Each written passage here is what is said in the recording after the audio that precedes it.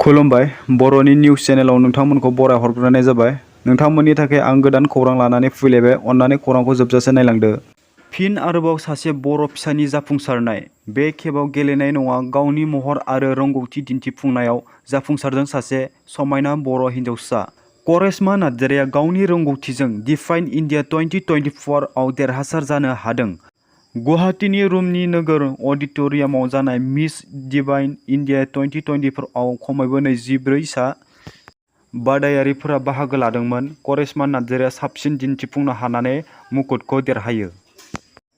रां दाबिनायनि दायाव बनसुनि सासे सोद्रोमाया पुलिसजों हमजादों। लोगोआव चिरां जिल्ला बनसुनि फैसा रिसिप्ट मोनफादों।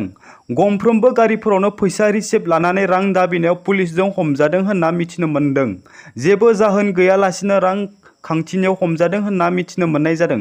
चिरां जिल्लानि बनसुनि सोद्रोमा होनना मिथिनो मोननाय जादों।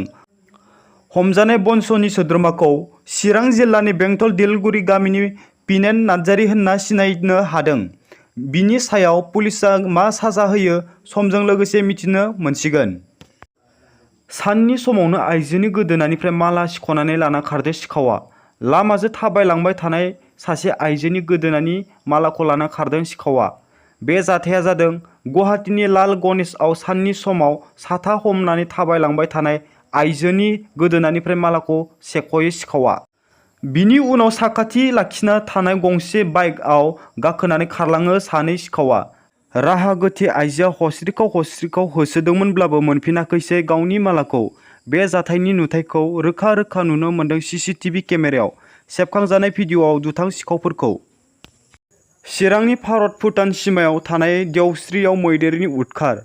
मोनाबिलि समाव हाग्रानि मैदेरफोरा ओंखारबोयो आरो फुंबिलिनि समाव ओंखारलांफिनो।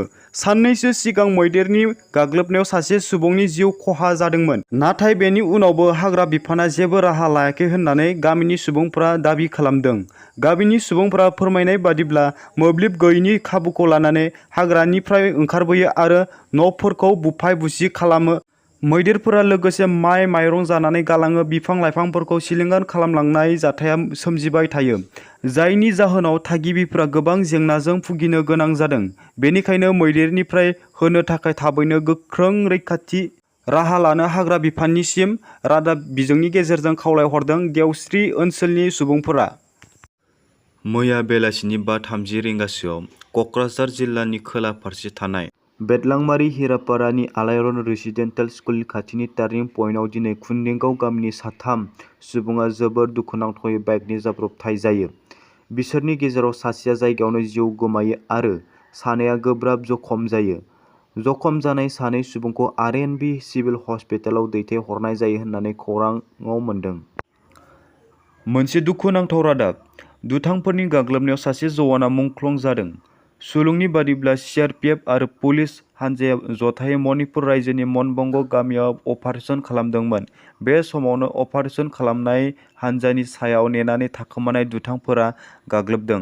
बे गाग्लोबनायाव सिआरपिएफनि सासे जवाना मुंख्लं जायो आरो गुबुन साथाम जवानफोरा जोखोम जानाय खौरां मोन्दों। पुलिस रिपर्टनि बादिब्ला थांनाय 13 जुलाइआव मनबंग गामियाव गुलि गावलायनाय जाथाय जादोंमोन। बे गुलि गावलायनाय जाथायखौनो सिआरपिएफ आरो पुलिस हानजाया जथायै मनबंग गामियाव थांदोंमोन। बे समावनो थाखोमानानै थानाय दुथांफोरा जथायै हानजानि सायाव गाग्लोबो। दुथांफोरनि गाग्लोबनायाव सासे जवाना मुंख्लं जायो। मुंख्लं जानाय जवानखौ बिहारनि अजय कुमार होननानै मिथिनो मोन्दों। जम्मु काश्मीरनि दरयाव गंसे बासआ 200 फुट गोथौ हाखराव गलांदों। बे जाथायाव गासै 2 सुबुंफोरनि जिउ गोमाबाय आरो सा 25 सुबुंफोरा गोब्राब जखम होननानै सुलुङा फोरमायदों।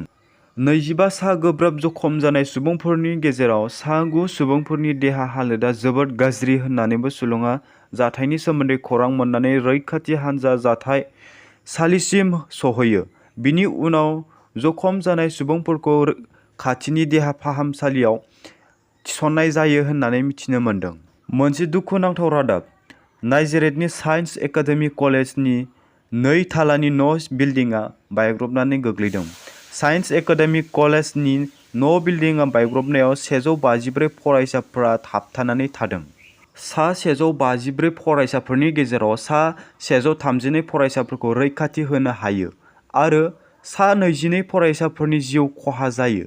सा 132 फरायसाफोरखौ गुबुन गुबुन देहा फाहामसालियाव फाहामथाय होगासिनो दङ होननानै मिथिनो मोन्दों। साइन्स एकाडेमि कलेजनि थाखो खथायाव हाबफैनायनि उनावनो बे गिख्रंथाव जाब्रबथाया जादोंमोन होनना मिथिनो मोन्दों। फरायसाफोरा बांसिनानो 15 बोसोर आरो बिनिफ्राय खमसिन बैसोनिमोन होननानै मिथिनो मोननाय जादों। दुरान्ड कापनि बेखेवजेननाय हाबाफारियाव हादरगिरि द्रौपदी मुर्मुखौ हांख्रायनाय जादों। सीएम प्रमोद बर'आ